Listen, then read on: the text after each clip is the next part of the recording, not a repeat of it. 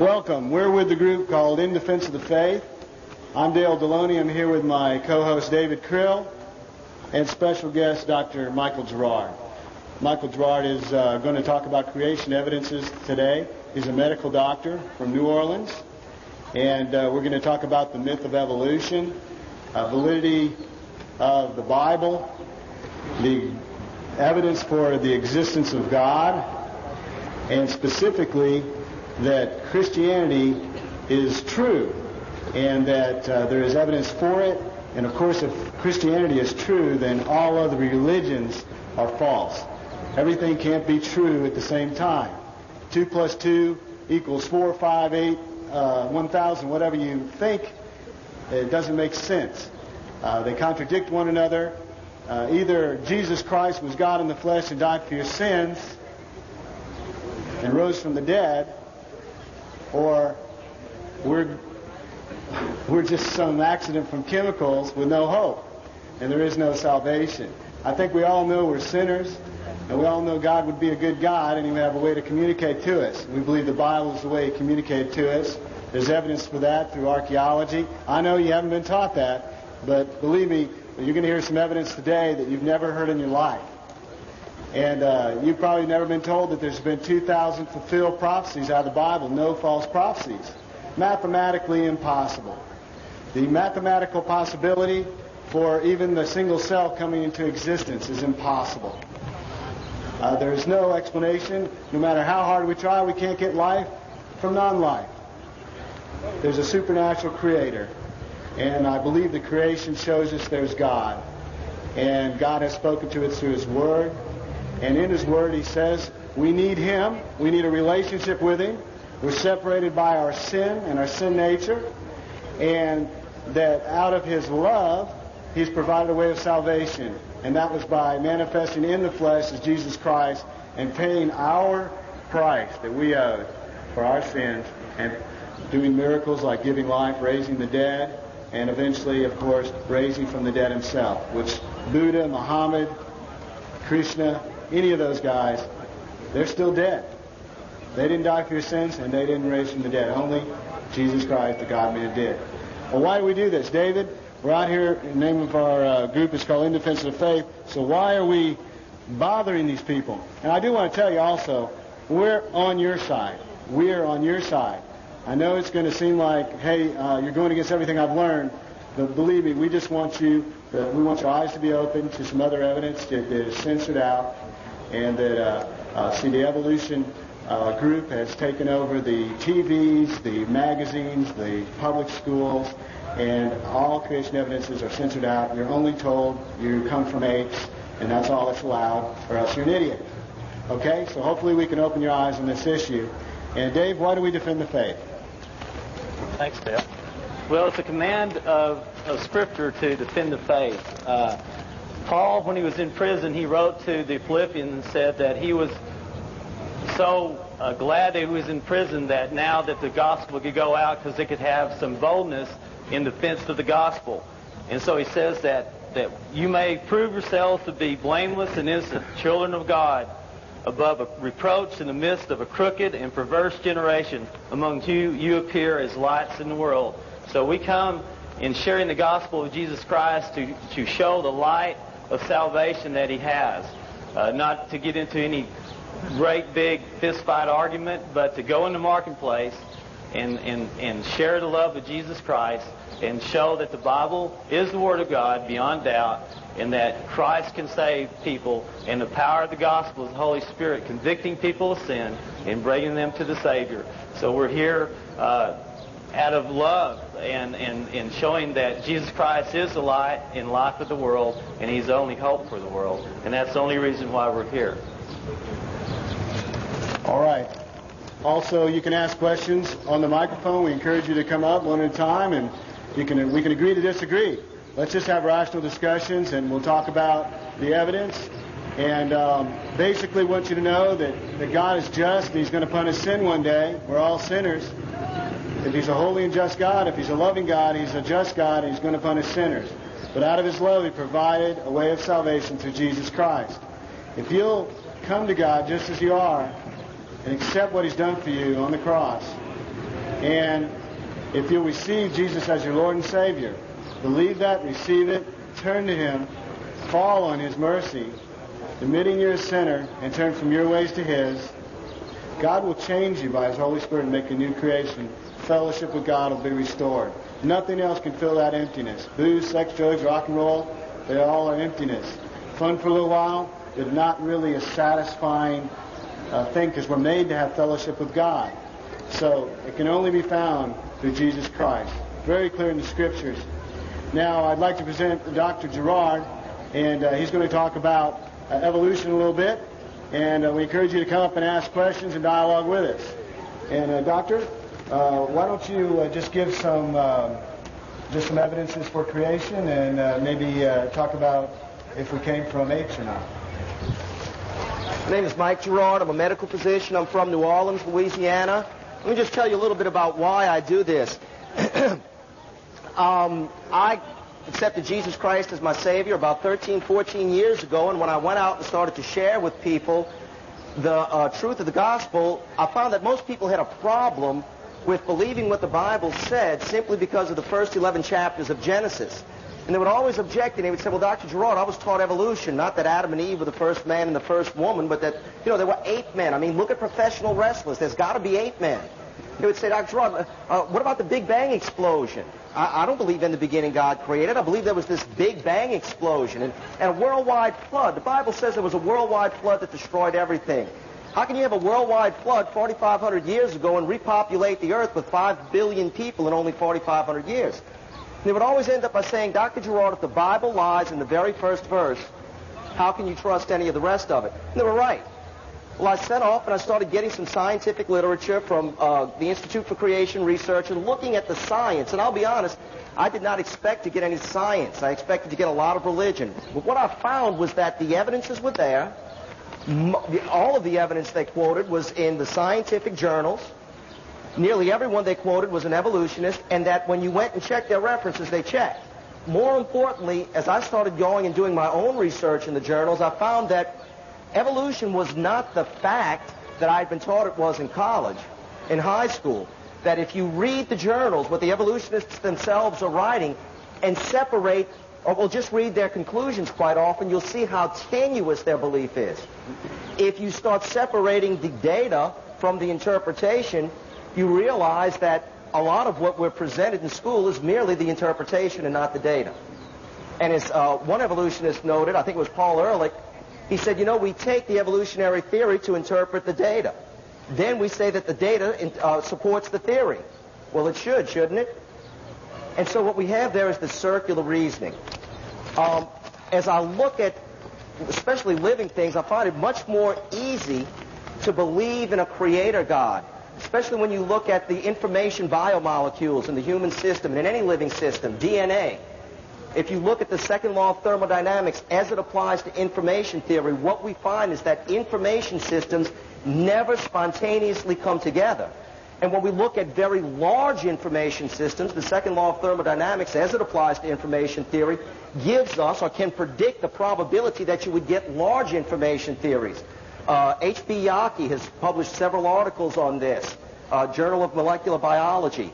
And he's just written a book on it. And he shows that mathematically it is impossible to get information biomolecules just by random chance, just by chemical processes taking place. Thaxton, Bradley, and Olson wrote an excellent book, The Mystery of Life's Origin. They say, look, can non-living chemicals come together to form life just based upon the laws of chemistry and physics? And they take you through the 11 biochemical steps that are necessary to get living biomolecules from non-living chemicals. And they show that each and every step is experimentally been shown to be absolutely impossible. And they say it's absolutely impossible not because they say so, not because they're Christians, not because they have any particular prejudice, but based upon the laws of chemistry and physics. And let's face it, the laws of chemistry and physics are the laws of chemistry and physics. They don't care if evolution is true or creation is true.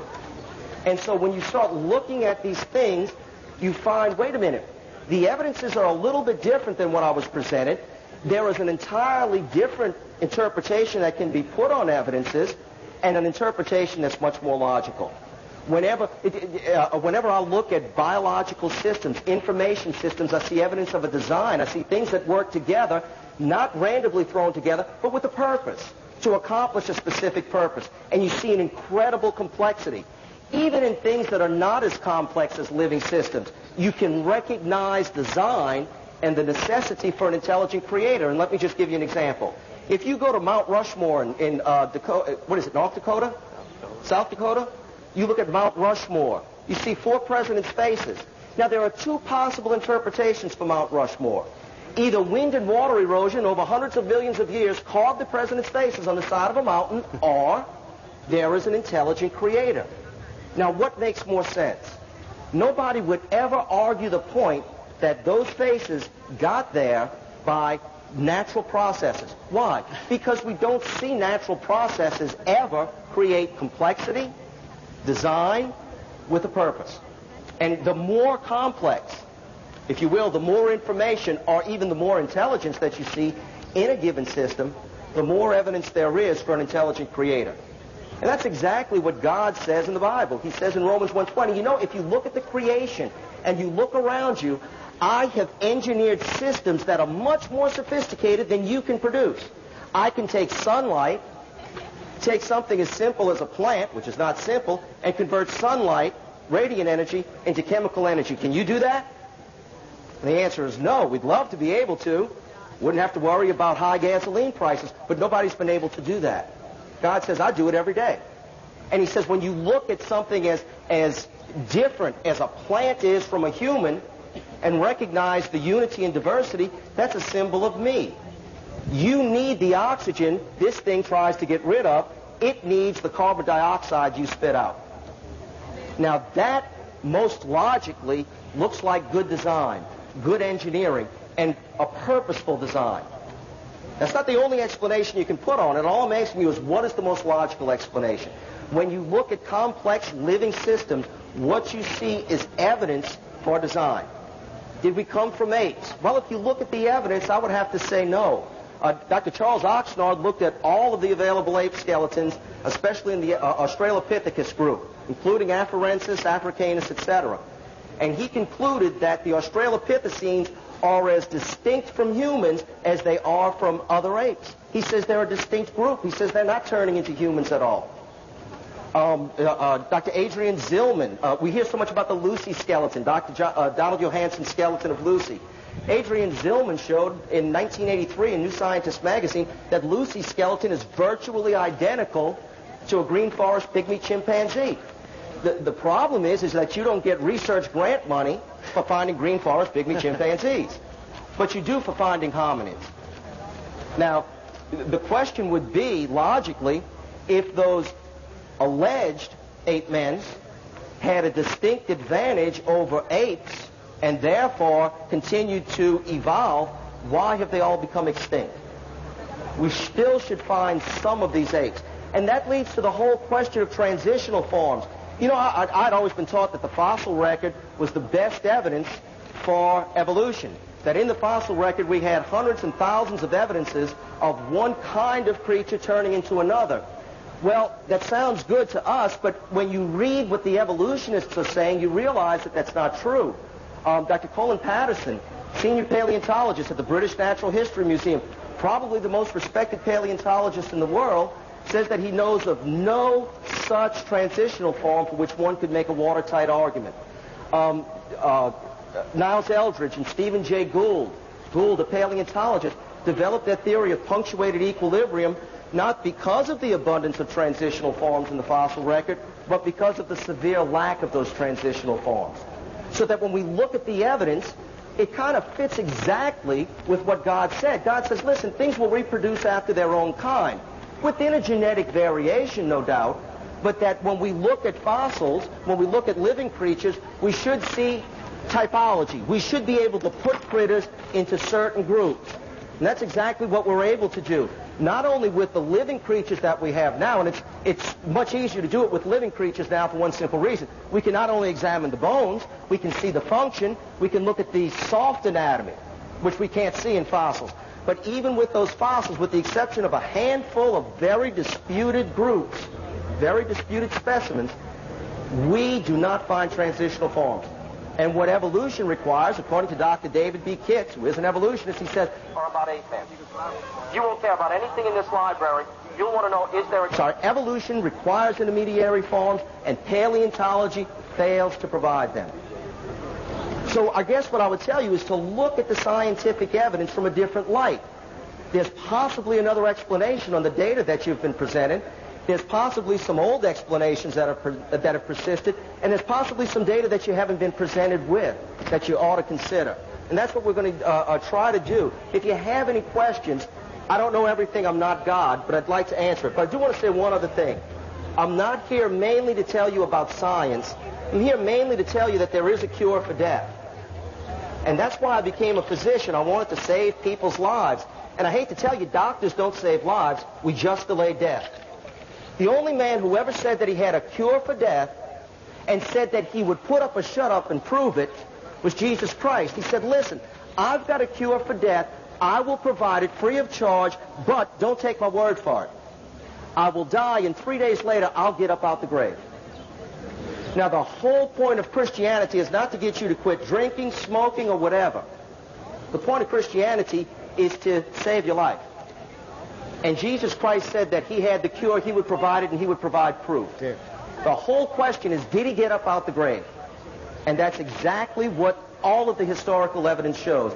In fact, an atheist who was an expert in legal evidence, Dr. Simon Greenleaf of Harvard Law School, went out to disprove the bodily resurrection of Jesus Christ. He was an expert in legal evidence. And after an intense investigation, he said the evidence overwhelmingly supported the bodily resurrection. As an atheist, he said the bodily resurrection was a fact of history. The whole point of biblical Christianity is to give you something for nothing, is to make something available, and it's what you need. It's a cure for death. Listen, I thought science was an answer for something, and I trained in anesthesiology. I taught CPR. I did a lot of codes. 5 minutes before you die, you will not care how old the earth is or about 8 men. You won't care about anything in this library. You'll want to know, is there a cure for death? And what's the evidence for that cure? Now, while science changes, history does not change. We can tell it a different way, but an historical fact is an historical fact. If Jesus Christ got up out the grave, then he provides what he says. He provides a cure for death. The evidence is there. I would just challenge you to look at it and investigate it. It's not asking anything from you. It's trying to give something to you. We have a microphone. If you have any questions, if you have any comments, please. Again, I'm not God. I don't have all the answers, but we'll try. Okay, who will be the first to come ask some questions? There's a great opportunity here. You're going to hear some evidences you've never been taught that is censored from you. You're told there's transitional forms. There are no transitional forms. And you know there should be transitional forms in every single species we see. We should see in the plants changing, in the insects changing, in every kind of animal. We should see evolution occurring now. We should see it in the fossil record, a wing, an arm turning into a wing, or a third of an eye, or a partial leg. We never... Not you guys again! Yeah, we're here. There's our old friend. And, well, you're not that old. You're getting older, though, every year. Anyway, you see fully functional creatures. You don't see in between eyes, half a liver, partial heart. You know, because everything has to work or you don't work. Everything, all the complex parts of a cell have to work at once or a cell doesn't work. The membrane, the nucleus, and so forth. This leaf here, it's dead. There's nothing we can do. It's got all the same elements in it. Add water, shock it, do anything you want. You're not going to bring this back to life. You don't have life from non-life. What we're telling you is that the design and information of creation points to a creator. And that creator has communicated with us, and he wants to have fellowship with us. And you can have fellowship with him through Jesus Christ. Yes, sir. The first is, you mentioned Stephen Jay Gould. You mentioned Gould's article, or his theory of punctuated equilibrium. Could you actually give a review for these people out here what punctuated equilibrium is? Punctuated equilibria, Gould said, listen, we don't find transitional forms because of the way things evolve. They evolve in such a way that peripheral groups will develop genetic mutations, variations, slight variations in a small group. Those small groups will become isolated and extinct before they can be fossilized. And it sort of begs the whole question, because what Gould is saying, the proof of my theory is that there is no evidence. And it's given to write off the fact that there are no transitional forms. Gould has also said, however, that he is not convinced of punctuated equilibrium. He said that he believes that eventually Goldschmidt will be vindicated in his hopeful monster theory. Okay, let me say something. I'd just like to say that science doesn't allow, see, what is going to happen here, instead of going back to the drawing board because there's no evidence for evolution, they go to another theory that says, well, there's no transitional form, so one species must have just magically jumped to another. See, anything but admit that there's a God that created everything. We see, even in the fossil record, complex life abruptly. You ever heard of the Cambrian explosion? They can't explain it. And there is no explanation. The major scientists have left Darwinism. A lot of them are leaving evolution and becoming creationists because everything we see in science points to a designer, points to a creator, a life giver. Evolution without any evidence, you should go back to the drawing board, but they won't do it because that would have to admit that there's a God. And if there's a God, that means we have to be accountable to him. And we don't want to be accountable to God. So we explain him away and say science has all the answers. But the fact is, science does not allow for the supernatural or even the existence of God at all. Can I interject for a sec? Okay. Science, a true scientist should not presume anything that is going to interfere with the objectivity of his studies. And a true scientist can also be a Christian. However, there's lots of scientists that aren't that way, and there's lots of Christians that aren't that way. It's true. Human nature is to be biased. Yeah, scientists, a true scientist wouldn't go after science in order to explain something away, or wouldn't just jump to another theory because he's trying to disprove creation. A true scientist would look for evidence that would support a theory, and if he can't find that evidence, he changes his theory. Let me just comment real quickly. Dr. Gould said that just the opposite of what you said. He said that he was raised on his father's knee as a Marxist, and that the appeal that paleontology had for him was because it was such a good explanation away. Again, looking at Karl Marx, who wanted to dedicate his book to Charles Darwin, who found in Darwin's belief system a reasonable scientific basis for his sociological theories. So while that's good, several scientists have noted that theories are not or rather that data is not interpreted absent of theories, that there's always a prejudice that's involved. And that's true for everyone, and I hate to admit it, I'm prejudiced also. We all bring a certain preconceived notion, some presuppositions into whatever we examine. So while it's nice to say, gee, scientists are these objective, wonderful people, scientists do outstanding work. I have tremendous respect. I'd like to think that I'm a scientist. My undergraduate degree's in chemistry. I have a minor in math and physics. But the truth of the matter is that we don't see 100% objectivity, and more, what we're seeing is a bias in the scientific community, a censorship, and if you will, a chastening of those who don't follow a certain paradigm. And that's been commented on. In fact, I have an article here from Scientific American. Yeah, but that's not science, though, right? Yeah. Well, that's what these guys are saying. A lot of what's being called science is scientism, and that it's being reflected in the journals. Well, that's something different. That's not science. Well, I would say that true science, like you're saying, is objective, but the founders of modern science were creationists and Christians, and now the evolutionists take over. You're not taught creation evidence is here. You're not taught 200 young Earth evidence is here. You're taught the Earth is billions of years old. We're an accident from chemicals. We evolved from an ape, Neanderthal, Cro-Magnon, all that junk. And you're never told that this stuff has been disproved, that the emphasis is never on the hoax of the Piltdown Man, the hoax of the Nebraska Man, the evidence that goes against Lucy, the evidence of the Neanderthal Man being modern European, or that Cro-Magnon drew self-portraits of himself on a cave, and he was very sophisticated. If we didn't know Aborigines existed, the Aborigine people existed now, and we found their skull, people would be touting it as a missing link. You see what I'm saying? There's variation within kind. There's big dogs, there's little dogs, there's different kinds of dogs, but they're all dogs. God created the dog kind. And then you can breed off of that, but there's only a certain amount of genetic information in which you can go to. That is an evolution. What Professor Kenyon of San Francisco said when they ran him out of his professorship because he recanted. What he says is that scientific information does not interpret itself. Right. Yeah. Okay, so there's a bias there. Some professors are more educated than others, right? Yeah. So they look at it very differently. Other professors are leaning towards their papers to be published, and like the Big Bang Theory, I saw a professor get up on TV and said, "The Big Bang Theory's been proven." And the next guy got up and said, "Gee, it's still alive." I went, huh? They looked at the same evidence and came up with different theories. And what I'm saying is that science does not interpret itself, people do. And it's not in a vacuum.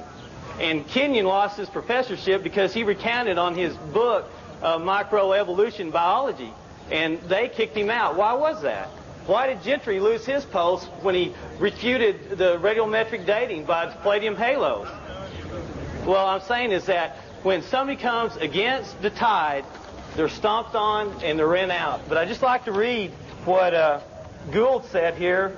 He says, in 1977, the extreme rarity of transitional forms in the fossil record persists as a trade secret of paleontology. To preserve our favorite account of evolution by natural selection, we view our data as so bad. He says we view, science interprets it as so bad that we never see the very process we profess to study. And I went to this university back in 1970s, didn't do too well, but I'm telling you that they told me that there's all transitional forms, and when Gould was refuting them in his own papers, and they were saying there was. And they can say right now, all you guys go in there, and show me transitional forms when nobody in their right mind would say it's undisputed, but you say they are.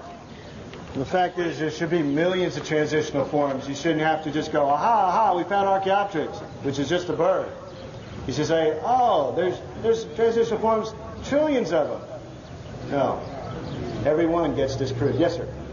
Actually, the point I wanted to make with the first question, which I got the response that I wanted to hear, was that Gould wasn't refuting evolution. He was simply pointing out that science doesn't fully understand the mechanism yet.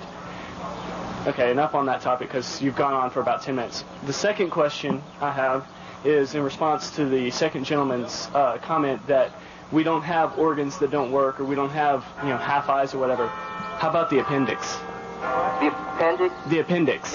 Yeah, the appendix is real important from a medical standpoint as a lymph node inflammatory organ at a very young age of life. Some recent medical data also seems to indicate that towards middle age, after 45-ish, 50-ish, the appendix again becomes important as a lymph node. If it's important, then why do people who have it removed get along fine without it? And again, the recent medical data showed that maybe those people don't. It's not that you can't live without a finger. You can still get along fine without a finger, but it's not an optimal design. At a very, very young age, to have an optimal design, working a functional appendix is very, very important. Possibility that at an older age, the appendix again becomes important as a lymph organ. Okay, thank you. Thanks. Can I just make a comment also? This just goes to show us one of the limitations of science. Science never knows everything. And Sir Karl Popper, who's been called the greatest philosopher of science who ever lived, said this is why science can never prove anything. We can maybe disprove things, but he said that science can never prove anything because we don't know everything. And that's what makes science fun. That's what makes it exciting, is that there's something always changing, that there's new data that we can find tomorrow that'll completely overturn something that we had thought was a law of science. But being that, we need to understand the limitation of science. The good thing about history is that history doesn't have that limitation. George Washington, President of the United States, that's a fact. Jesus Christ, resurrected from the dead, historical fact. The implication of that second fact is what's real important, because it provides what you and me and everyone else needs: cure for death. And that's the most important thing that anybody finds, because death is the thing that's going to come and confront everybody. Okay, can you hear me? I think that using the argument that science is not always objective to prove that your beliefs are the truth is completely hypocritical. And wait, one more thing. Okay, as far as the way things work on this planet, where we came from, what happens to us after we die, there are more opinions and people's viewpoints than one, science and evolution, and two, Christianity. You're not taking into consideration other religions of the world, other people's beliefs. And saying that science doesn't know all the facts doesn't mean that you do. And I agree with that. Don't run away. Let me just point out this. Your first point, I think you misunderstood. I'm not saying that science is not objective and therefore that proves what we're saying is true. That's not it at all. I'm saying that scientists have admitted that they are not objective in what they do, if they really want to get honest, that all science is that way, and that's a limitation of science. And that's all that I want to point out. Not to bash science, but just to point out that it does have a limitation. It's not God. It's not a final authority. Eric J. Lerner, in his book, The Big Bang Never Happened, made the statement right at the very beginning: there are no final answers in science. And that's all that I'm saying, that even scientists, when they are trying to be objective, do show bias. And it's a well-recognized phenomena. Many people have gone back and re-examined data and interpretations of the data and said, gee, you know, what we have here is a biased opinion that's in it. The second thing you said about many opinions, can't deny that. That's true. My question would be, what does the evidence show? And I would come back to the evidence from history of the bodily resurrection of Jesus Christ. One man in point-time history said, listen, I am God. I have a cure for death. I will offer it free of charge, and I will present a proof that I really am God and that I do have power over death. Now, if you think you need a cure for death, and you do, then that's all that Jesus Christ offers, and that's what biblical Christianity offers. That is the main message of it. And that's the question I would say is, in all the other opinions, look at the facts, look at the evidence, and see if they can present some real hard facts to substantiate it. Okay, so are you saying that your opinion is not biased? Are you saying that then the viewpoint of Christianity is not biased? Because if you subject your theory of creationism and of the resurrection of Jesus Christ to the same kind of scrutiny that you're subjecting scientific theories of evolution, I think you're going to have a very hard time coming up with the same sort of hardcore evidence. The resurrection of Jesus Christ has been, especially the bodily resurrection of Jesus Christ, the historical accuracy of both the Old and the New Testament, the archaeological accuracy of it, and the scientific accuracy has recently been challenged. But the archaeological accuracy, the manuscript accuracy, and the historical accuracy of the resurrection have been challenged for well over 2,000 years. Let me just finish now.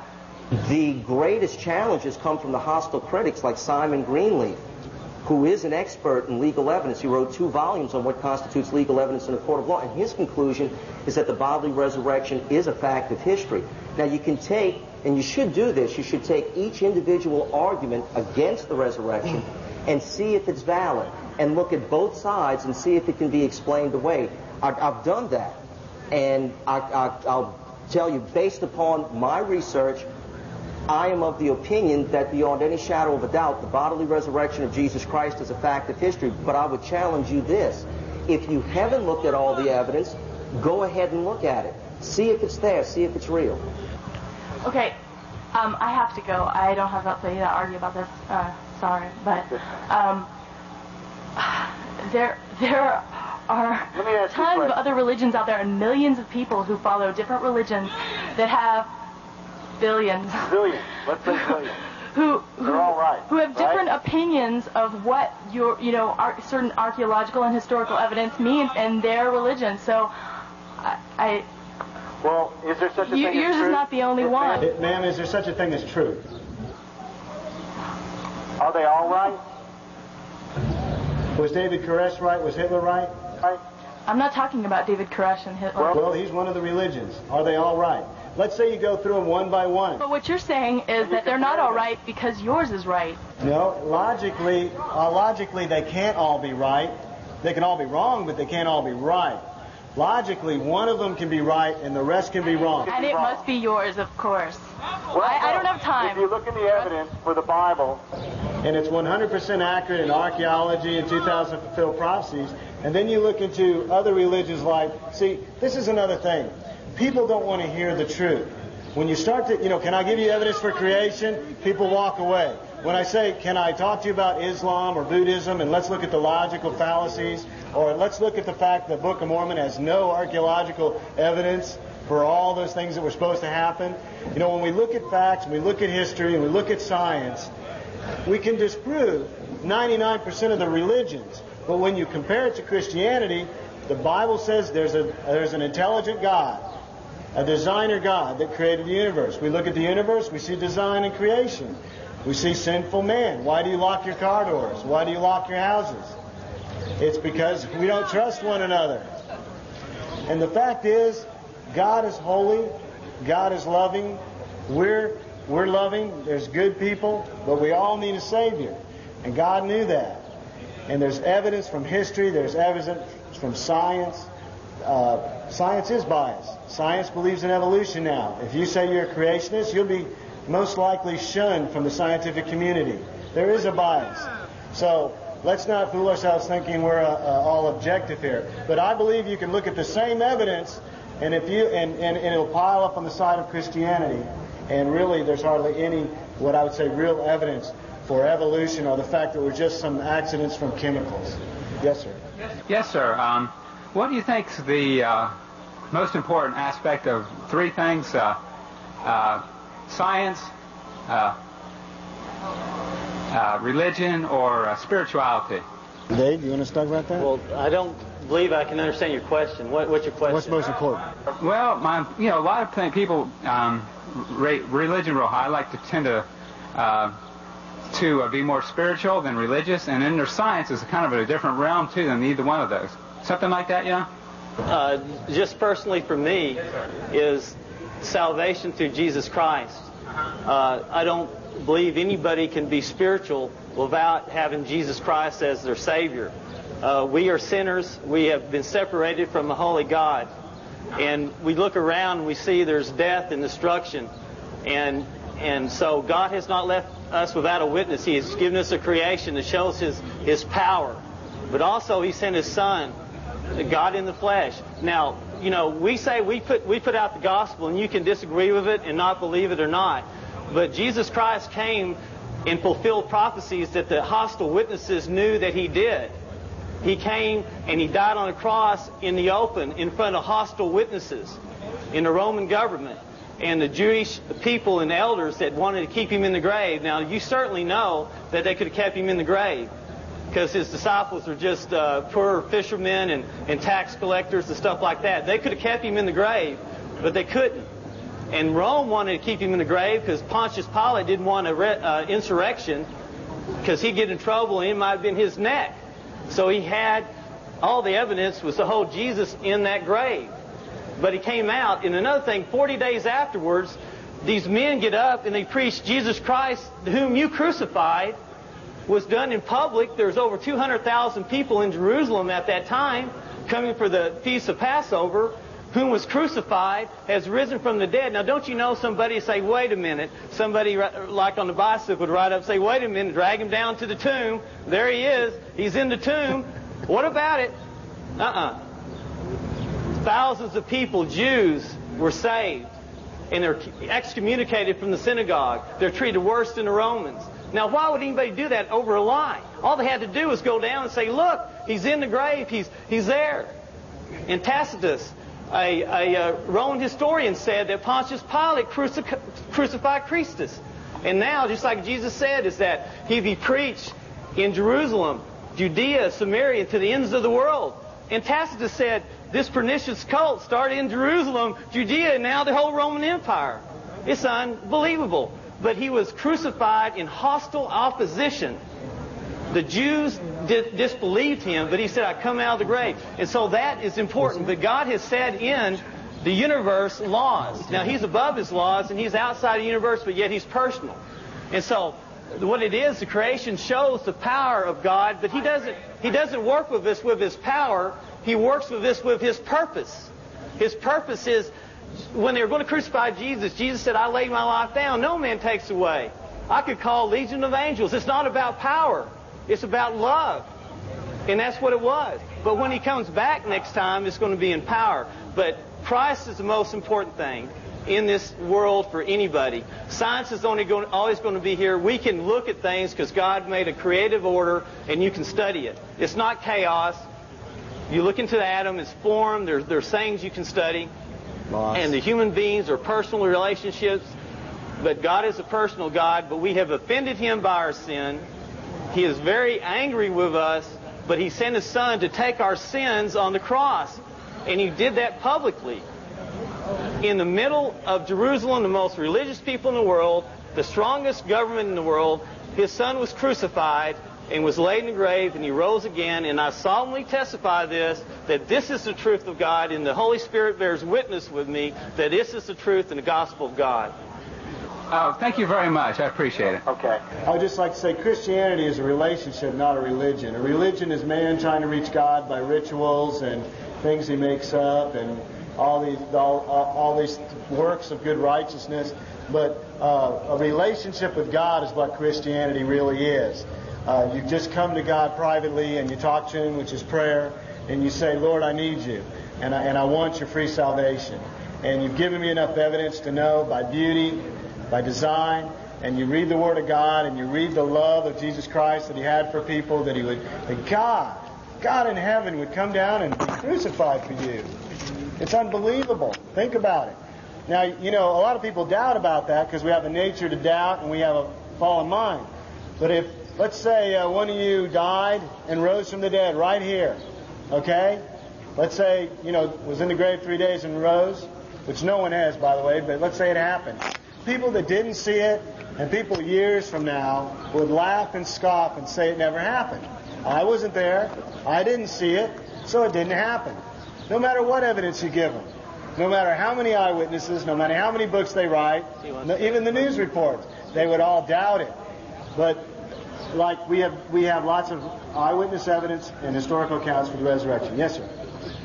Yeah, I have a question about when Jesus used the word Gehenna, and I was wondering back then in that time period how they looked at that word, how they used that word Gehenna, because I know that I don't know if it's now or back then, it's a temporary hell. And I was wondering what your interpretation of that was concerning an eternal hell or a temporary hell.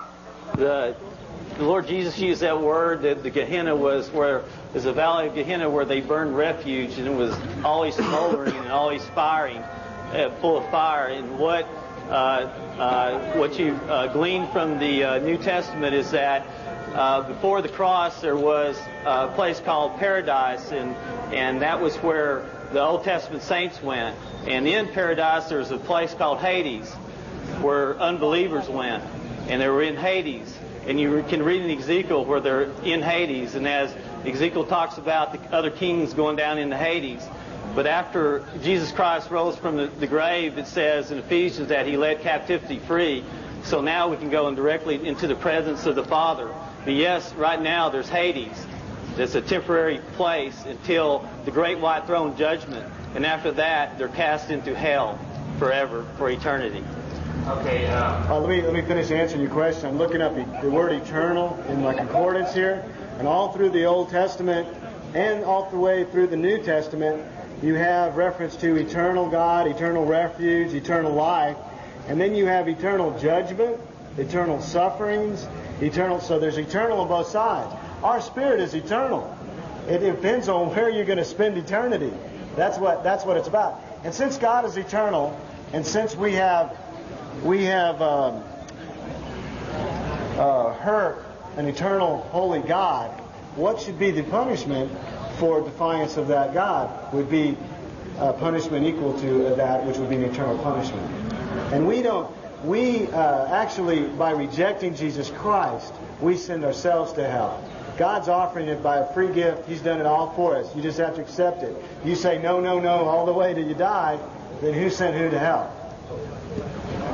Okay.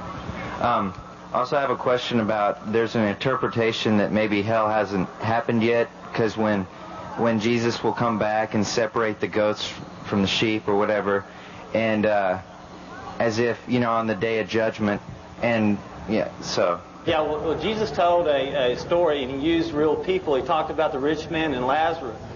And the rich man was in Hades and was in torment in this fire. And he could see across a great gulf in the paradise and see Abraham and Lazarus. And he says, let Lazarus come down and just dip his finger in cool water and place it on my tongue. Right. But in Revelation it says that, and the sea gave up their dead, which were in, he's talking about the second resurrection, and Hades gave up the dead. See, people with God are alive. We're spiritually alive, but if you're separated from God, you're spiritually dead. And Hades is going to give up the dead, and they're going to stand before the white throne judgment. Then it says that death and Hades were thrown into the lake of fire. This is the second death, the lake of fire, and that is hell, eternity forever. But everybody that has been ever born on this face of this earth is going to stand before Jesus Christ and give account for the rejection either of the creation or of the gospel, and is going to be found guilty, because God has shown in our hearts. We excuse our sins, or we say it's all right. Everybody goes, this is right, this is wrong. That shows we're under the judgment of God. If there's no God, there's no right or wrong. But everybody, even the atheist, goes, well, that's right and that's wrong. That shows that God has put a conscience in everybody's hearts and in their minds. And so Paul says, when you condemn others, you condemn yourself. And that's what it is. That's why everybody, even me, when I was even religious as going to church as a young man, that I believed in certain things, believed in God, I was still going to hell because I hadn't repented of my sins and placed my trust in Jesus Christ. And with that, I'm imputed with the righteousness of Christ, because He's the only one that has ever fulfilled the moral law of God. And because of that, He took my place on the cross. He was innocent, and He died and shed His blood, and He was buried, and He rose again. So when I place my trust in Him, God the Father imputes Christ's righteousness to me. So when I stand before God, it's not in my own righteousness, it's in Jesus' righteousness, and I'm counted acquitted, even though I'm a wretched sinner. Okay. Yeah, all right. That answers my question. I just have one more question about the Trinity.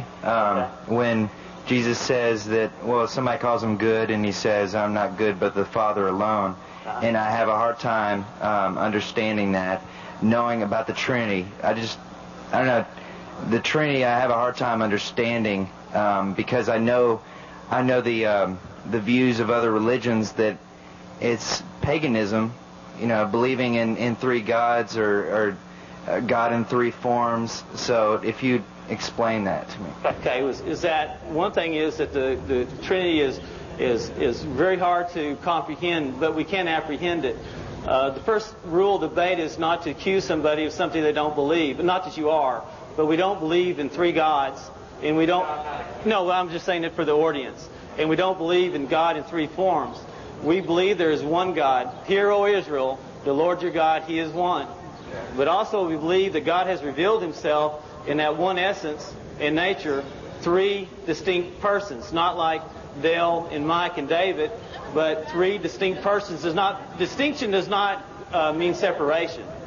Okay? And each one love each other. They talk to each other. The Father loves the Son loves the Father, and they send the Holy Spirit, and He won't speak of Himself, but of His own. So we see that in the New Testament. So when the young ruler came to Jesus and said, good teacher, what must I do to have eternal life? And Jesus said, are you calling me good? He put him on the spot. He said, only God is good. So do you believe that I am the Christ? Do you believe that I am the Son of God? That's what he's saying. He says, there's only God is good, but do you believe that I'm God? But the guy didn't go forward. He just said that I've done all the law throughout my youth. And Jesus said, well, that's good that you've done that, but there's one thing you haven't done, is that you haven't given all you own and follow me. Not that, you can sell your car and your house and go to heaven, but it's one thing that was keeping him from loving the Lord your God with all your soul, with all your heart, with all your being. And that was the first and greatest commandment, and he had broken that by being a rich man and holding on to that. And Jesus went right to the deal, but he went, as a good rabbi said, oh, you call me good? There's only one good but God, or you call me God? It's what he put him on the hot spot. But he didn't even approach that. Let's see. All right, thanks a lot. Okay, I'd like to tell you Dr. Gerard is speaking over here in the six-pack in the middle building over there next to Bats at the Mezes Hall in room 202, 7 to 9 tonight. You're all invited. He's going to do a presentation on creation and give you a refutation of evolution and creation evidences. So tell your friends and come on out. We're going to have a question and answer period afterwards, a short presentation and question and answer period over here in the Mezes Hall next to Bats in room 202 tonight. Also, we're going to be out here tomorrow afternoon, 11:30 to 1:30 again. So tell your friends and come on out and let's dialogue. Let's talk about evidences for God. Let's give us your evidences for evolution. But again, we're on your side. We want your eyes to be open. We want you to hear evidences. You're not taught in school. You're not brainwashed creationism. You're brainwashed evolution in this school. You're told you're from a monkey. You're told you're from chemicals. And a lot of people don't want to hear the evidence because they want to do their own thing. I want to be a homosexual. I want to be a child molester. I want to be involved in fornicating and drugs and whatever else I want to do. So I don't want to be accountable to God. I don't want to change. I don't want to bend the knee to Jesus Christ. It comes down to our ego. And so what we do is we play hear no evidence, see no evidence, speak no evidence. And we use the schools and we use maybe the Catholic religion and we use even different religions as a way to hide from the truth, or to say it's kind of a cop-out. Instead of coming and surrendering your life to Jesus Christ, we use all different means, and we try to avoid it at any cost. Mostly to explain God away by evolution, and the other thing would be to be involved in a false religion. Then I don't have to think. I can follow Muhammad. I can follow David Koresh or Jim Jones or Hitler. I don't have to think. I just give blind obedience. We have a microphone here, and we encourage you to come up and ask questions about the Bible, the existence of God, or evolution, creationism. It's open, so anybody, come on up and give us a question. I got a question. You got a question? Yeah. Mike, why do the news media and Time Magazine and everybody else still say the Big Bang Theory is a fact, even though the scientists say it's not? But I read Time Magazine when the satellite went up, and they said this is a fact beyond disproof. Yeah. I got another one. Why they teach the fact, or not the fact, but the hoax that we evolved in the embryo stages from a fish to an amphibian to a... Man, when that thing was disproved back in the 1800s, I'd like to know about why they still teach that. Big Bang, if you saw Discover Magazine for, I think it was for March, they had a very big article on there about how some recent evidence that was first published in Nature magazine puts very, very severe constraints in the Big Bang, and it's just about been the final nail in the coffin for the Big Bang. Some observations from the Hubble telescope show us that, based upon the Big Bang theory itself, the universe is only 8 to 10 billion years old. Now, I don't believe in these old ages, but that's what the article was saying. That's what the research showed.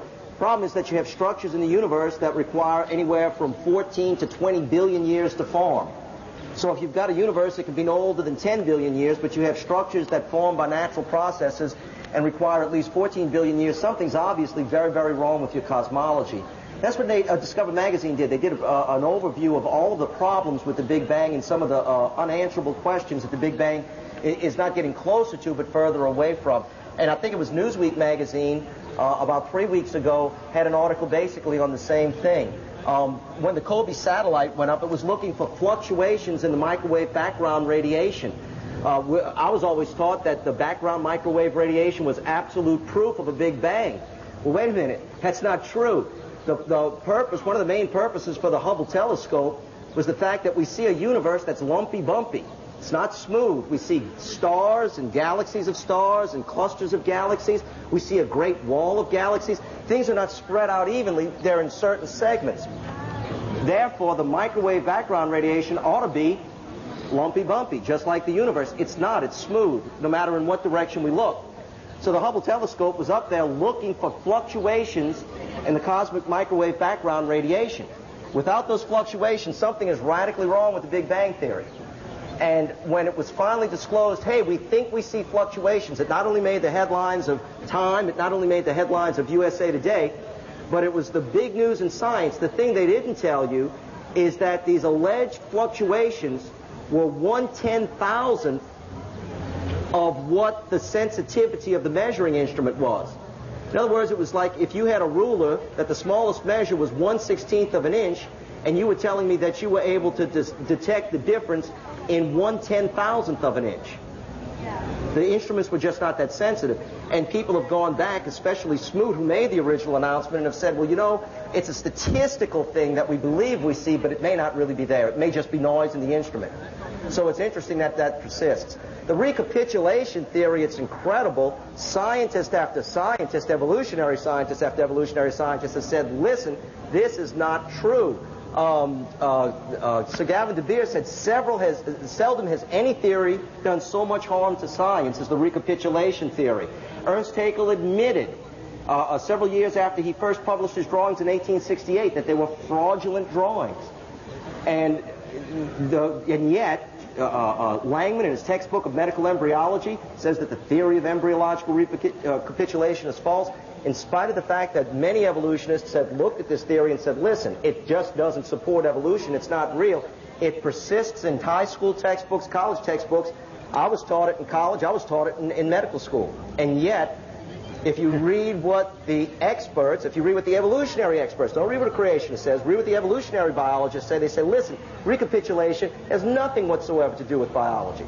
And if you think about it, why should it? Why should you go through, recapitulate embryological development as a proposed evolutionary development? Why should that be? That just doesn't make any sense. I was proposed a question. Are you finished? I'm sorry.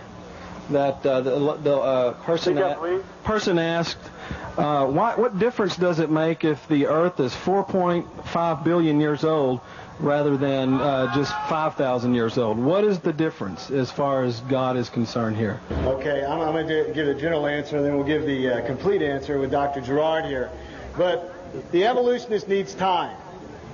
We have over 200 dating methods that you're never told about that say that we have a young Earth in the thousands of years old. Evolution needs time because if I say if a worm turns into a man in this amount of time, you know, a couple weeks, a few years, no one's going to buy it.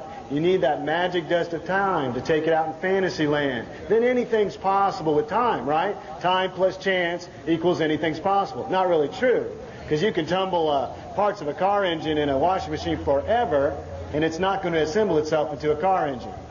That's really very good analogy between the human life and the design of cells and plants and multiple organisms and things like that. But basically, the time is needed for evolution. From a scientific standpoint, it's a big issue because I want to know what's true. Time is the foundation of evolution. It's the God of evolution. Without adequate time, Darwin realized he couldn't propose his theory or his belief. If you don't have adequate amounts of time, then evolution could never occur. And from a scientific standpoint, I'd like to know what's true and what's not true. If there are alternate evidences that show a very young age of the Earth and the universe, well, then let's put that on the table and let's look at it. Let's see who has more assumptions, who has fewer assumptions, what assumptions are necessary. So from a scientific standpoint, it's essential for evolution. It's important just to know what is truth because that's what we're looking for in science.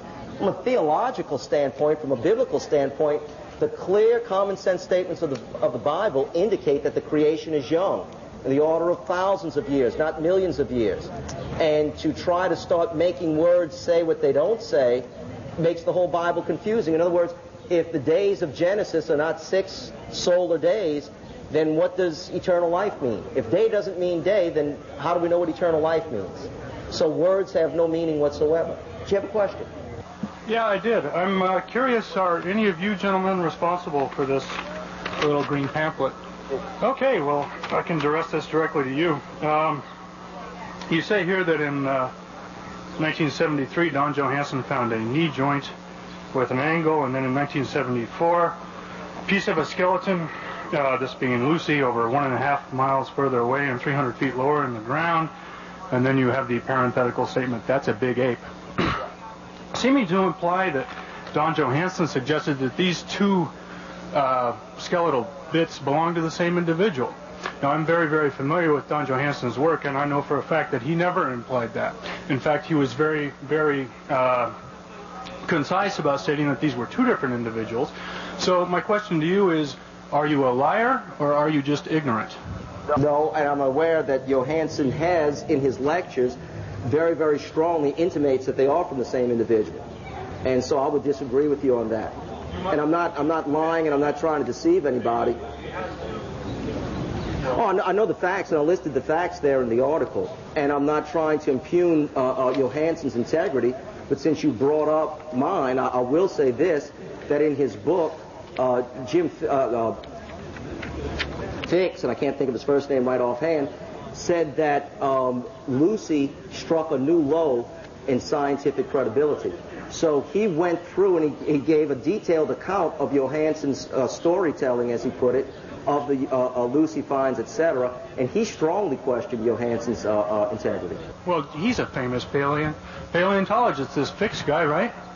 Fix is a newspaper writer, but he took... So what are his credentials here for criticizing Johansson's work? Well, because he took the data that was associated with the find, he took the story that Johansson had recounted in various places, and he put it together and he said, here's the story. And it comes across as a story. So just if Fix was a garbage collector, it wouldn't make him any less qualified to comment upon the data and the facts surrounding the discovery. Well, the fact that, I mean, I live with this material. I do this for a living. And I have never seen anything Johansson does that implies that he thinks those belong to the same individual. Well, all I can say is that you're of a different opinion from Fix. I've spoken to people who have been in his lectures that say that he strongly suggests that, and that's what led to the inquiry at the 1989 presentation that he gave at the University of Missouri. And it was also very interesting that at that presentation he refused to answer a direct question 3 times as to how close to the original kneecap he had found the individual. Now, it's not very carefully brought out in his book. It's buried in a very small paragraph. So to say that Dr. Johansson is not trying to be deceitful, I'm not going to say that he is. I'm saying there's the facts and evidence. You have a different opinion. You know the man. I hope and pray that he is a very qualified and very reputable scientist. I suspect that what's happening here is that you guys are following typical creationist doctrine, which is to take things that scientists say completely out of context. For instance, Don Johansson may have said something along, in fact, I'm sure he has said something along the lines of AL-129, which is the first fossil knee joint. It's very similar to AL-288, which is Lucy, so similar that they could conceivably be of the same individual if they hadn't been found 1.5 miles away from each other. Well, we're gonna talk about that and what Oxnard said, but I want to say, speaking of, I guess you're going to say what evolutionists always say, and that's that. Well, of course you're familiar with the Piltdown Man and the great science behind that. I hope you will admit that was a hoax, right? Of course Piltdown was a hoax. Of course it was a hoax. And Neanderthal Man, and they drew, well, sir, let me finish. And Neanderthal Man was built a whole drawing of cavemen from a single tooth, and later was found to be the tooth of a pig. Now, Nebraska Man. Would you call that, is that great evolutionary science? It was paleontologists that discovered that Nebraska Man was a pig as well. Right, it was a pig. Why did they draw an ape-man family from it? It was a newspaper illustrator who drew it. And they used it in the Scopes trial to get creation taken out of school, sir, and I don't think that's very good science. And also all transitional forms. Now here's the problem. You should have millions of ape men, millions and millions of transitional forms. Why are you touting this one that looks like a pygmy chimp? Once again, it's obvious that you're incredibly ignorant of the fossil record. There are thousands and thousands of fossil representatives of fossil humans. Oh, there are? Okay, well, you're disagreeing with some of the greatest paleontologists in the world. Are you smarter than Colin Patterson of the British Museum? No, I wouldn't claim to be any more intelligent than Colin Patterson. However, I can take any one of you gentlemen over to my lab any time here and show you a small fraction of the thousands of hominid fossils that are available, and we have hundreds of them. Are you saying they're non-disputed? What do you mean non-disputed? Do other scientists dispute you that they're not missing links or transitionals? Scientists don't deal with the term missing link. Well, Colin Patterson said there's no transitional forms whatsoever. They're not disputed. Once again, you're taking things out of context. Colin Patterson is a cladist, and cladists have a very particular... Oh, I see. It's your interpretation, though. What about Gould? You want me to read Gould's quote? No, there's no... You guys are impugning people for doing science. The truth is... No, I'm just asking you. You're going to take me over there and show me some skulls that you have no idea if they're missing transitional forms or not. You're just pouring your ideas into it. How would I demonstrate they were a transitional form? Well, how would we demonstrate that they're not? Okay, Oxnard, who is an evolutionist, looked at all the bones of the Australopithecines and said it's not even anywhere linked to humans, any. Okay, once again, you're misunderstanding what Oxnard said. Go ahead. Tell me what he said. Oxnard said that we misunderstand every one of them. Including the Afarensis, was distinct from the humans as they are from the apes, that they are not evolving to anything. He went on to say that fossil finds from such places as Sterkfontein and Olduvai are not evolving towards humans. So Oxnard has done multivariate computer statistical analysis with the bones. He's measured them. He's done the work, and he totally disagrees with you. Now, I choose to believe what Oxnard says. Oxnard makes his living that way. Okay, and you make your living that way. There are hundreds of individuals who make their livings this way, and you've picked out the one or two that agree with you. And again, these people are very well respected. They don't go out and dig up the bones, but it doesn't mean that you're right. You do have scientists, credible scientists, who have studied the exact same data, who have done possibly more detailed studies than you have, more sophisticated studies, and they thoroughly disagree with what you say. What did I say? That there are hundreds of fossil hominids. There are hundreds of fossil hominids. I can take you over to my lab and show you some. Intermediate hominids leading up to a human. I would make very little in the way of claims about this individual is ancestral to this individual. However, the majority of the evidence available to us does point that way. And I would say that people like Lord Sir Zolly Zuckerman disagree. Zuckerman said if man evolved from an ape-like creature, he did so without leaving a trace of that evidence in the fossil record. Yeah, he said that in 1925, was it? No, he said it in 76. Let me see. Now, we're not disputing that you're an intelligent person. We're just saying that the interpretation of the evidence, when you look into the supposed missing links, which I submit to you, there should be zillions of them, and you should see a transgression or a transition in the fossil record for every species. Why should there be millions of them? Because we have trillions and trillions of fossils all over the world found in the sedimentary layers laid down by the flood. That's why. We have trillions of fossils. Don't you think that some of those fossils would be in the process of changing into a new species and they would be fossilized? Now you're claiming these, I gave an example before. You could get an ape, or you could get an extinct ape. They've already, built a family from a tooth, so I guess they can do anything. But they get a knee joint or an arm, or even, let's say, an aborigine. Let's say we didn't know aborigines existed. You find that skull, aborigines are now extinct. Aha, we got a missing link. No, it's just a variation within the humankind. It's not a transitional form. And I must point out to you, sir, that a transitional form, every one you find is a fully functional creature. Of course they are. It's not in between, like transitional forms should be changing from an arm to a wing, from a fin to an arm. Half an eye should be found, or the forming of a third of a liver.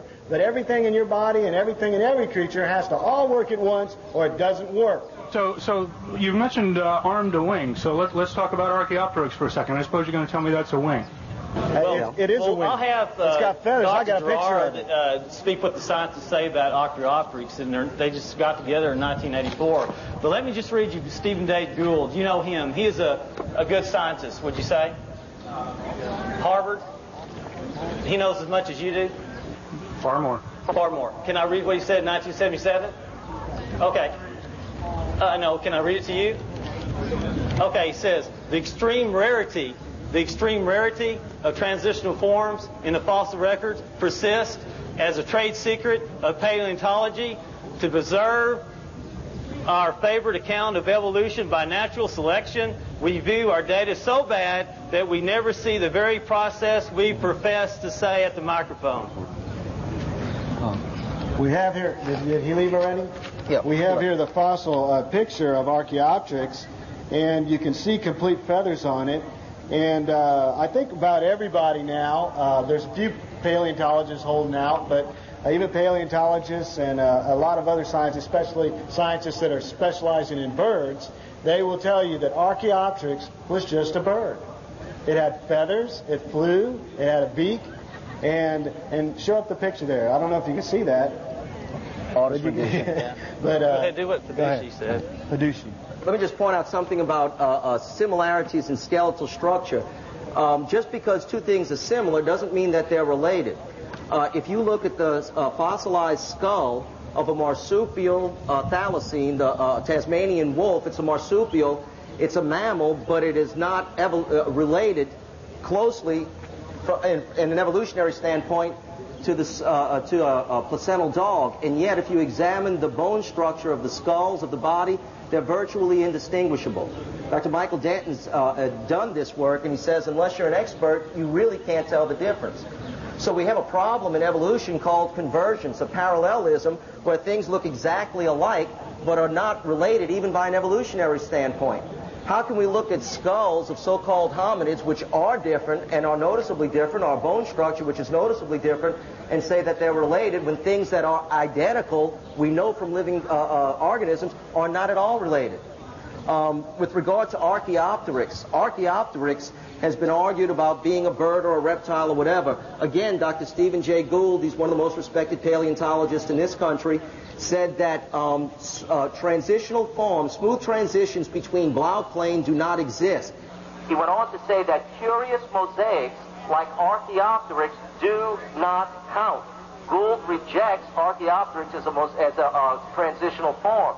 Alan Fiducia, Science, Volume 259, 5th of February 1993, looked at Archaeopteryx's foot, and he said, you know what? The thing's a bird. In fact, it's a perching bird. And he made this statement, which I love. It kind of gets a little nasty. He said, quote, paleontologists have tried to turn Archaeopteryx into an earthbound feathered dinosaur, but it's not. It is a bird, a perching bird, and no amount of paleobabble is going to change that, unquote. Now, Ostrom, who's supposed to be the expert in avian paleontology, says that, hey, Fiducia knows what he's talking about. He could be absolutely right. It has a mosaic of features. It has no transitional features. It is not a transitional bird. Well, again, you have a very complex design in this creature. It's just another creature. You know how complex a feather is? Feather is designed for flight. And it's got a hollow bone. It's very, very complex. Not to mention the workings of the bird brain to be able to fly and all of the organs to maintain life. An incredible amount of design and order. It's fully functional. It's not a transitional form. All its organs are working. It has claws. It has beaks. It has eyes. It has feathers. So the paleontologist goes, well, no. What happened was dinosaurs, which, they say scales, turned into feathers. Scales are a fold in the skin.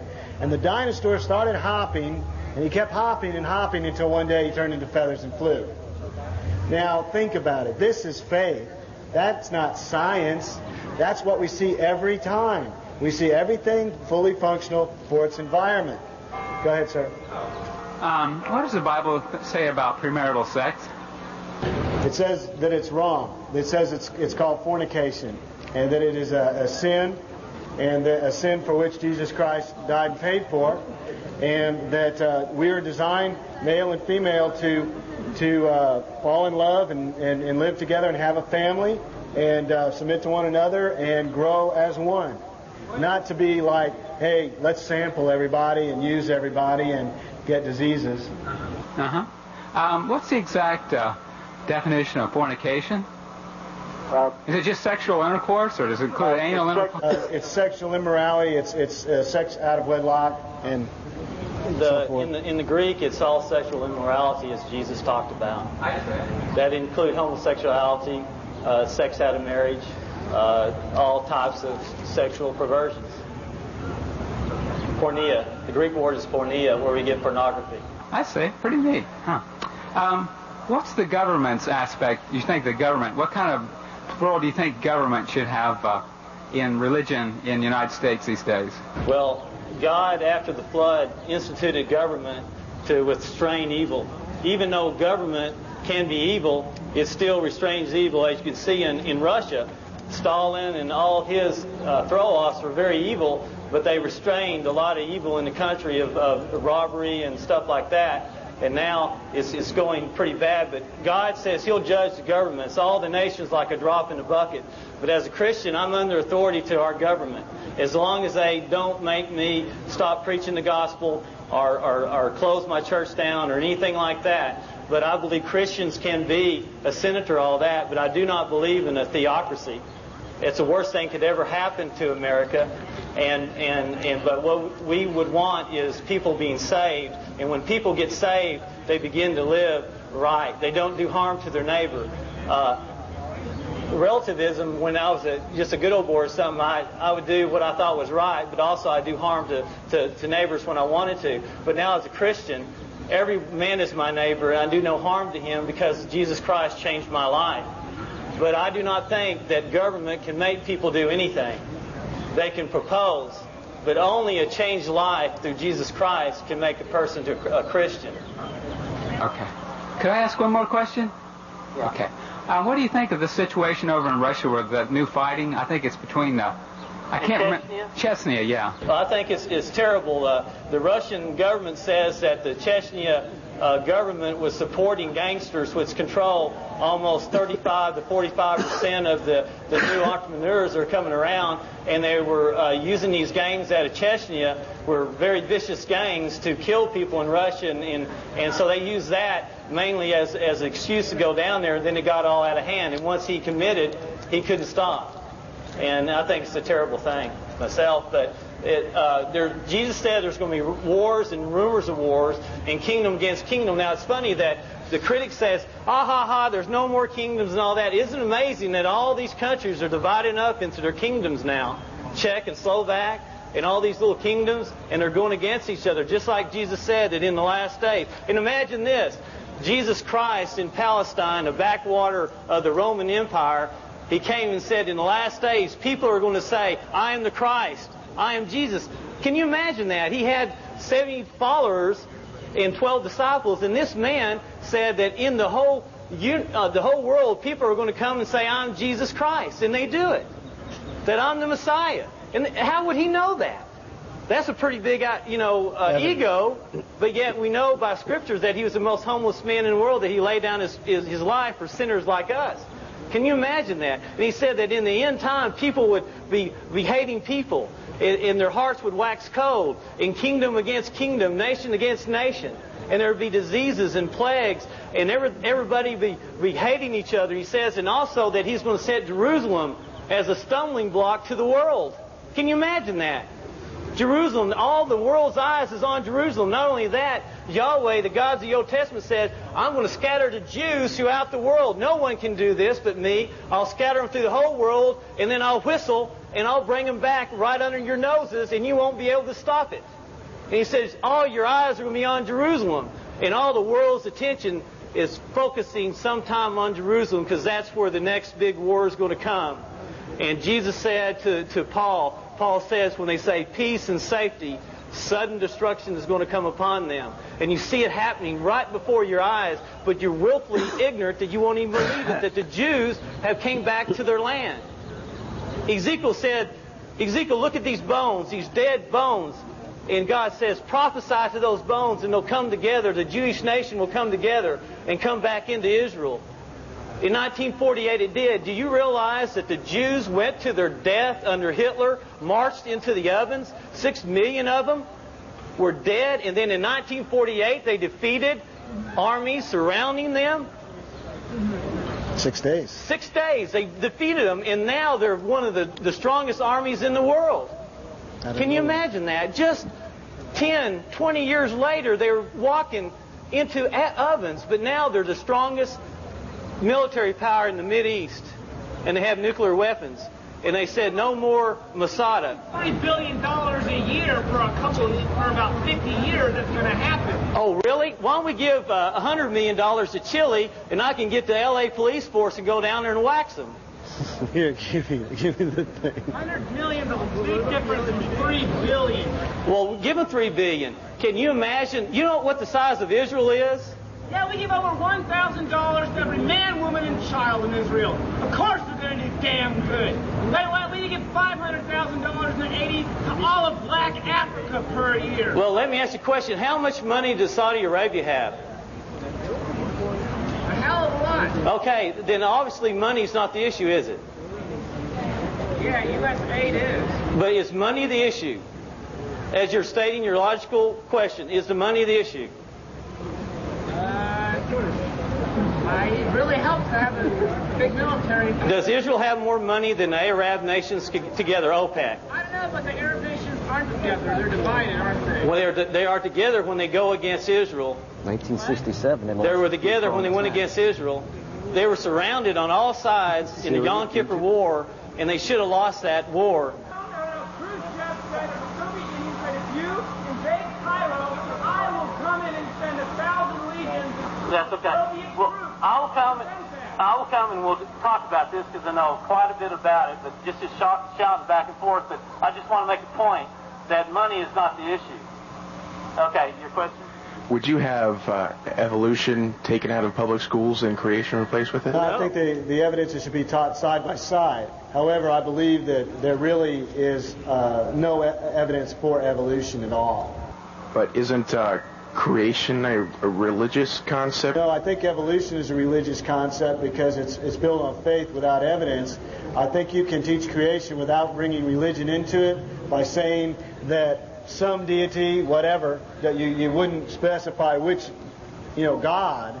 You would say a creator. We have evidence of design of creation in the creation and in the evidence we see. And you look at the evidence, and the evolutionist interprets it one way, tries to fit it into his model. I believe has a lot of holes. And you can take the evidence of design and order and no transitional forms and evidence of the flood and all these sort of things, and it fits perfectly in the creation model. Hey, teach them side by side. I don't care. But why censor out creation, sir? Doesn't creation give us an idea that we have dominion over the animals and such things in the earth? Well, I believe dominion means responsibility to take care of our planet, and I think that's a good thing. We should take care of, with pollution and ecology and life. I think there should be respect of life. The Bible, not creationism, but the Bible says that we have dominion over the earth. And if you look around you don't see too many apes building civilizations and coming up with inventions, and there is a great dominion man does have over the other creation. So it's not creation that says that man has dominion over the animals? No, it's the Bible. It's the Bible. God says in Genesis. Oh, it's the Bible. So we don't include that in the creation philosophy, though? You don't have to include that in the creation philosophy. Or in the creation... But what if you don't believe that a God created the planet and you go to school? Wouldn't you be offended if somebody was trying to tell you that your beliefs are wrong? And I think a lot of people who are Bible-believing Christians are offended when they go to school and they're presented with just one way. But let me ask you this. Many evolutionists have pointed out that there are only two opinions. You can either have creation or evolution. There is no third option that anyone knows of. Would you agree with that? Some would, yes. Okay. I would agree with that. Should we teach truth in school? If you knew what the truth was, yes. Okay. If the evidence and the truth is that there is a creator, an intelligent... That's what you believe, and that's your personal truth. I think that's a good thing. Let me just do this. If the truth, as Dr. Francis Schaeffer would call it, is that there is a creator who created it, should we present the evidence for that? If that is true, in school, wherever. And the weakest link there is the if. And it's the if. So the if, I'd say no. If it was a conditional on an if, I'd say no. Because I don't believe that there is a one single truth. Because I see different people have... So you're biased, and you're going to censor out all other evidence. Isn't a bias a personal truth? Wait. So hold on. So why should your bias be censored out of the school? Why should your bias be the only one taught in the schools? You see what I'm saying? Is that if we're going to present, let me just finish the statement. If it is true that everything was created by an intelligent creator, maybe not the God of the Bible, okay? But if it's true that that this is a creation and not a process of random natural processes, if random natural processes could never bring any of this into being, then I believe that we have an obligation, since that's the purpose in schools is to teach truth, not error, then that we should present the truth. If the evidence can have more than one interpretation, then we should present the evidence with both interpretations, especially where there are philosophical implications involved. And that's why I advocate teaching evolution alongside creation. I think the greatest damage that's done to evolution is to present it alongside creation. I think that the damage that you're wanting to avoid is that people take evolution as being the absolute truth of how things came to be. Exactly. And as it is right now, it's only a theory, and it's not even. No one's ever seen an electron around an atom, but we're pretty sure that it's there, and we can be pretty sure to tell you where around the atom it's going to be. But I think if you add in creation, you're saying, well, I'm pretty sure there's a God. No, I know there's a God, and I know He created this world. No, we're not saying we know. Hold on now. We're out of time. I understand. Mike, go down and talk to him, because I'm going to have to wrap it up. They don't even know. Watch out for your mind. They don't even know how the atom holds together. The fact that something's true doesn't mean that we should teach a lie just because it happens to be religious. We're going to be out here tomorrow from 11:30 to 1:30, and Dr. Gerard is speaking. Tonight over at the Meses building. It's room 202, right next to Bass Hall. We believe evidence is totally refuting evolution and fits the Bible perfectly. Archaeological evidence, scientific evidence, the sinful heart of man, the holiness of God, the Trinity, the fact that Jesus Christ was a real person, that He was the God manifested in the flesh, God-man, that He died for your sins and He rose from the dead. If you'll turn your life to Him, He'll save you and He'll change your heart. Christianity is a relationship with God. And what happens is when you come to Christ and surrender to Him, He changes you, and out from the inward change comes the fruit and the actions. A lot of people do things in the name of religion, in the name of Christianity, but it doesn't necessarily mean that they're true Christianity. We got 2 minutes. Sir, we got 2 minutes. I'd like to thank you guys for coming out here and challenging evolution, because that's what science is about. It's about challenge, questioning what things are going on. Unlike what you guys are proposing, creationism science cannot be challenged because you guys are basing it on God. Well, isn't evolution based on no God? No. Okay, are you taught God in this campus? Albert Einstein believed in creation. Anywhere in these classes in college, in any class, do they say God anything? Do they ever teach? Yeah, actually they do say God quite a few times in class, if you read the Bible in English. And they say that they don't tell you about the coming out of the slime and coming from apes and all that? Are you telling me they're teaching theistic evolution here? Just because you believe in evolution doesn't mean God does not exist. You can believe in a divine plan or a deist point of view. Okay, they do not have to be contradictory. Sure, but we're saying what is the most logical thing, evolution or a creator. What we say is that we want to... Do you fully understand God? I mean, do you know everything that He knows? We know what He says in His Bible, and He revealed to us. No, you have to be God to know everything God knows. It's logical. Okay, so how do you know exactly what He's doing? He's revealed Himself to us through the Word of God. He's revealed Himself in the Bible, but that's only so that your mind can understand, because you are human. You can't understand everything. As far as we know, evolution is true. There are Homo sapiens sapiens as far as 23,000 years ago. You're suggesting that because the Bible has a date of 4,001 years, that's as long as we've existed. Well, what we're saying is that scientists would disagree with you, and we want to put them side by side. There's many creation scientists... We're out of time. Dave, we're out of time. Go talk. Well, we're out of time, but we got to go. But yes, it is. Yeah, it is. Okay, we're out of time, sir, but there's 200 young Earth dating methods that you're forgetting about. And man comes on the scene about 4,000 years ago, complete with intelligent libraries, language, and complex human. 4,000 years ago, whammo, out of the blue. And there's a lot of evidence for a worldwide flood. So once again, walking off does not want to know the real evidence. I want to live in my fantasy world. Well, all a Christian can do is present the truth and then the decision is yours. Jesus said, broad is the way to destruction, narrow is the way that leads to life, few there are that find it. All we can do is present the truth in love and pray that you'll turn to Christ. That's right, God still loves you too, man. Oh, goddess? I don't see any evidence for a goddess, man. But I think if you'd like some... You have to love your neighbor and act charitably, and then love the Holy Spirit transcends into the material world. We have some free information over here if you'd like to come get it. You're welcome to have any of our pamphlets. We have young earth evidences, evidence refuting the 8 men, evidence refuting God as a force, and evidence refuting other cults and false religions and relativism in general.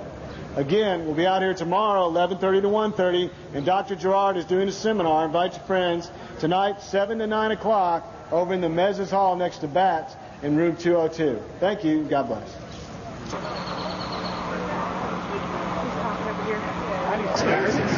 That there's a more degree of normality. When there is a stress, we find that the genetic variability in creatures allows with natural selection to select within the kind, but it's always within the kind. The thing that evolution hasn't been able to explain is how do you jump kinds? How do you make these phylogenetic counts? Let's say at a family level. And the reason why I picked that, many creation scientists now believe, because the Bible says things will reproduce after their own kind, not after their own species. And so people say, well, what's a kind? Most of us think it's at the level of science. And that God, he's a good engineer, God's a good engineer, he built a lot of genetic variability into those basic kinds. And he says, okay, rabbit kind, we're going to get big rabbits, little rabbits, long-ears, hares. We're going to get white rabbits, brown rabbits. Why did he do that? Because he knows eventually he's going to wipe the world out in a flood. He's going to have to take 2 of every kind, at least male and female, on board this boat. Land breathing air, well, just land dwelling air. So now we've got an ark with all these animals on it. So we've got the diversity now that we have. Certainly. When you get these kinds that come off the ark, they start breeding. They reach their full spectrum of genetic variability, and they start all migrating to different ecological niches. And a platypus that was never even close to where Noah was. I mean, how do you know that? Where's Australia? Wait, how do you know that the platypus wasn't close? Now remember, it seems to indicate biblically, and now most of our geologists are telling us the same thing, that we have one giant landmass. If we had one giant landmass before the flood, we weren't there. We didn't scientifically observe it. It would have been easy for those animals to migrate to Noah. And again, we're working on a function of time. And, somebody who believes in evolutionists are saying, these will diversify in so much time. And now we're saying, okay, here's the ark, and here's how much time it took for those many animals to fit on one ship that one man built. How many animals? How many animals? That's right. How many animals have to go on board the ark? I know, but I'm asking you. I'm going to give you some evidence in just a second. Would 5 be enough, do you think? No. How many would total 100 animals? Be enough? How many total animals? Would 1,000 be enough? How many total animals to get 2 of every land-dwelling, air-breathing creature from a family level? From a family level. I'll ask it this way. How many existing terrestrial vertebrates families are there? That I personally don't have a number for. Go look it up in Dr. Romer's book. And when you find the answer, come back and tell me. Now, let me give you some numbers. Wait a minute, I'm not a scientist. Okay. Tell me. Romer says land-dwelling, air-breathing animals. There's 329 extant families that we know of. Ernst Mayr says that 95% of all species have become extinct. If 95% of all species have become extinct, then we have to have 20 times more of those families. So we would have about 6,600 families. Okay. If Noah brought 2 of every land-dwelling, air-breathing animal on board the boat, that's 13,000. I remember it. Okay, 400% of people. Let me give you this statistic. Noah's Ark was the largest ocean-going vessel built until 19th when the Great Eastern was built. Noah's Ark could have held 125,000 sheep-sized animals. And yet I just said we only had to bring 13,200. But Mike, you had to bring 7 of all the clean ones, okay? 7 times 6,700 is still only 45,200. So, and after Noah, How long did it take? Everyone died. All the humans died besides one. Yeah, and I would say that we don't find. And let me give you some evidence. And I'm going to anticipate a question, but let me just give you one other thing. It took Noah 120 years to build the ark. The Bible says that God brought the animals to Noah, and God selected the platypus and the representative animals. So God kind of knew what he was talking about. And yeah, dinosaurs did go in the ark and took the small guys. There's no reason to take them all. And the question you just asked me, 8 people survived the flood. And I'll show some population statistic equations tonight, the simple equations. If you start with only 2.5 people reproducing, you'll start with one couple. You start with one couple reproducing after the flood, having 2.5 kids on an average per generation, and only surviving for 47.5 years, which is very conservative. Then in 4,250 years, you would have an Earth population of 5.8 billion, which is greater than this. And that's where you get all your diversity and... Oh, the diversity. Yeah, the diversity is when these critters start coming off the ark. They start breeding. And, human diversity. And they've all forgotten about God at this point. Well, it's incredible. Every ancient civilization and culture has a legend of a worldwide flood. The Hawaiians know that his name was No. If you ask the Australian Aborigines, he'll say that he is one of 3 brothers who came off the raft during the worldwide flood and who migrated from the east. And you know how he says the kangaroo and the wombat and the dingo and all those funny marsupials down to Australia? The Aborigine says he brought them. There's even in several religions about the Tower of Babel. Yes. But not all religions have a flood myth. Not all religions do have a flood myth, but all civilizations and cultures, ancient civilizations and cultures, all remember the flood. What about a creation myth? They're not all the same. They're not all the same, no.